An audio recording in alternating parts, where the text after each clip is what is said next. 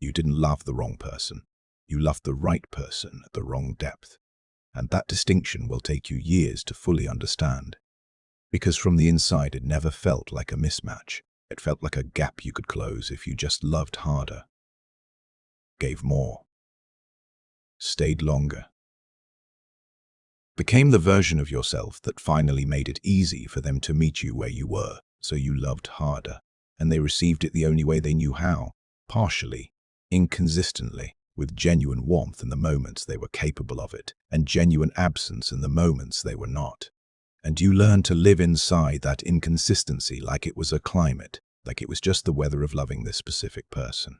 Some days warm, some days completely unreachable, and your only job was to stay through both without making the distance feel like a problem they needed to fix. So you never made it a problem. You absorbed it. You privately grieved the version of the relationship you needed while publicly performing contentment with the version you actually had. And you called that love. But here is what nobody told you about loving someone who doesn't know how to love you back. Their limitation was never about you, not about your worth, not about your adequacy, not about whether you were impressive enough or emotionally convenient enough to deserve what you were asking for. Their limitation was formed long before you arrived, in rooms you were never in, by people you never met, through experiences that taught them early and completely that emotional availability was either dangerous or simply not a language they were ever given access to. You did not fail to unlock something that was always going to open eventually. You spent years pressing your full weight against a door that was sealed from the inside by someone else's history. And the most painful part is not that they couldn't love you the way you needed.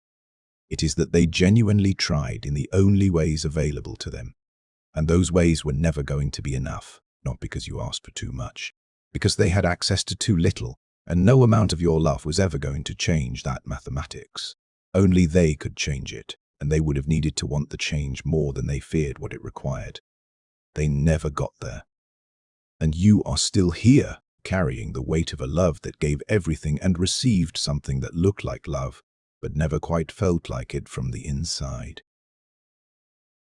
That is not your failure. That is the specific grief of loving someone whose capacity stopped short of your need.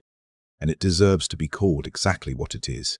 Not a lesson, not a blessing in disguise, just a genuine loss of the relationship you deserved, and the years you spent hoping this one would eventually become it. Subscribe and turn on notifications for daily love psychology, because the next video will explain why loving someone beyond their emotional capacity doesn't make you foolish. It makes you someone who needs to understand what you're choosing before you choose it again.